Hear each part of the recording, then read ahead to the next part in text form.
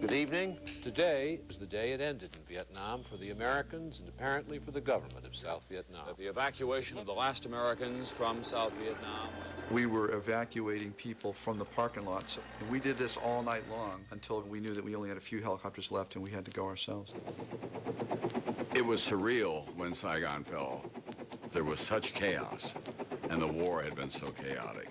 And the choices that had to be made at the end were like the choices that were made during the course of the war. Who would live and who would die, who would get out and who would stay behind. There were a lot of Vietnamese who were expecting to go but could not be taken because we just simply ran out of time. It was pandemonium. People were trying to get over the walls. We had to beat those people back with rifle butts, fists kicking, whatever you could do. These people really thought that they were going to be slaughtered, and this was their last way out. Secretary Kissinger, who had been up much of the night monitoring the evacuation, looked weary as he appeared before reporters to evaluate the rescue operation. We tried to rescue as many South Vietnamese as we possibly could. It was one of the saddest days of my public life, maybe the single saddest day of my public life. One of the problems they had with the refugees who were trying to get out of Saigon in South Vietnam is where do you put them? They were lifted out of there and sent to the South China Sea and put on aircraft carriers. On the hangar deck of the USS Hancock, there are 1,500 refugees. 1,500 refugees. Helicopters were coming in and trying to land, but there wasn't any room for them. These were South Vietnamese helicopters. They were landing on the deck, and then what the sailors were doing was offloading everybody and then pushing the aircraft off the decks into the sea. They had hatchets, chopped the doors off, tell the pilots to fly them off. The pilot would jump out, the chopper would go down. Millions of dollars of choppers just flown into the sea. The whole ending was sort of symbolic of the futility of our effort. I cried. And then I got drunk. My troops, my paratroopers, were the last ones fighting. All I can think of is all these lives that have been lost. Almost 60,000 lives lost. It seems like a long, bad dream that we couldn't fight our way out of. Now, when I listen to the tapes of Lyndon Johnson, the private tapes, talking to Richard Russell, who was his great friend in the United States Senate, and hear all the doubts that he had about Vietnam. It's the damn worst mess I ever saw. That's the way I've been feeling for 6 months. It enrages me because I had young friends fighting over there. My brother was over there as a Marine. I lost a great, great friend who was a Marine flyer. And that's not what Lyndon Johnson was telling the American public. He was saying that this war was winnable. That's what's galling, because if all the people that were in the Johnson administration who said they were really against the war had spoken out against the war, there wouldn't be nearly as many names inscribed in black granite down here on the Vietnam War Memorial. When Vietnam was over, I suppose all of us thought that's a chapter that's now closed. What we've learned with every passing decade is that it remains open for so many people. You know, you used to be able to believe in your government, or thought that you could. When the president said something, you put your hand over your heart and said, yes, sir. That era ended with Vietnam and Watergate. Looked down the barrel of a loaded automatic. Tom, you were there when it all happened. Well, I was trailing the president by about 20 yards, and suddenly I noticed someone being driven back into the crowd. And I must say I was stunned when I looked down into the face of Squeaky Fromm. Democrats everywhere are suddenly confiding that they were for Jimmy. They used the familiar first name, last winter, or even last fall. It's Jimmy Carter, former governor of Georgia, peanut farmer from Plains, Georgia, the president-elect of the United States.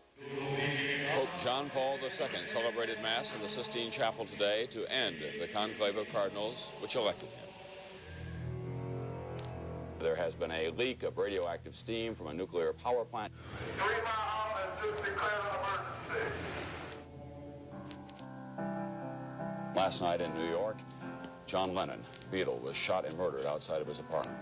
His music transcended generations and language. This Tuesday to History continues. Are you better off than you were 4 years ago? 1980 was a difficult time in the country. Inflation was running very high. Interest rates were 18-19%.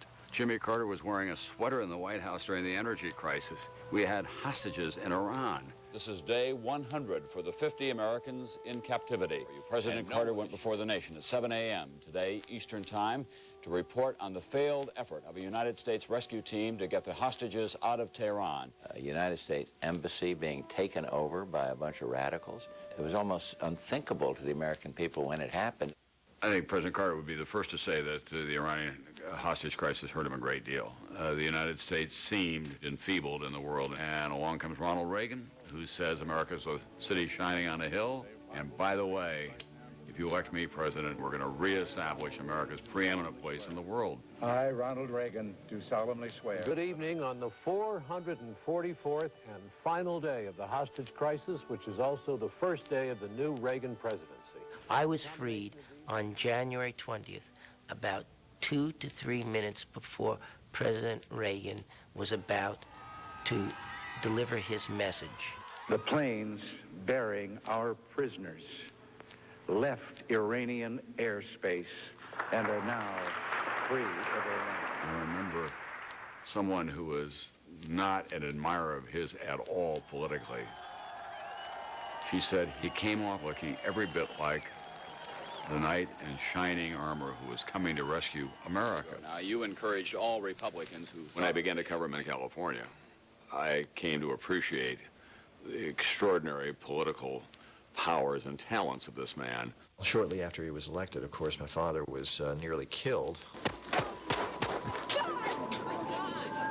President Reagan was wounded yesterday during an assassination attempt on his life. All the stories about him joking and stuff on the way to the hospital, that's him. That's true.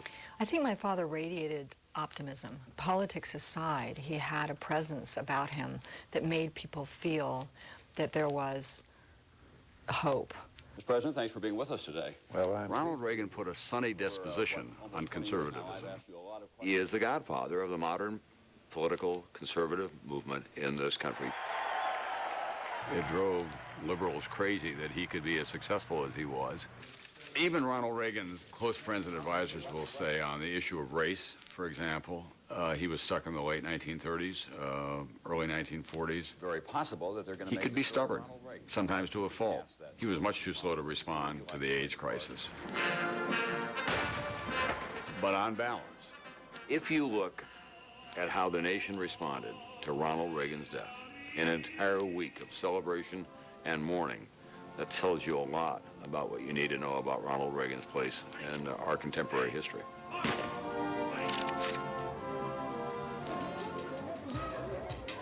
"24 hours ago, Pope John Paul II was the target of an assassination attempt.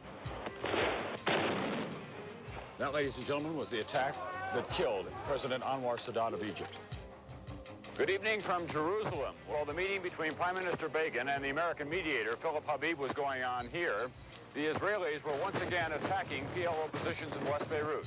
By any standard, this was an extraordinary day for Pope John Paul, a great day for Lech Wałęsa, and a terrible day for the Polish government.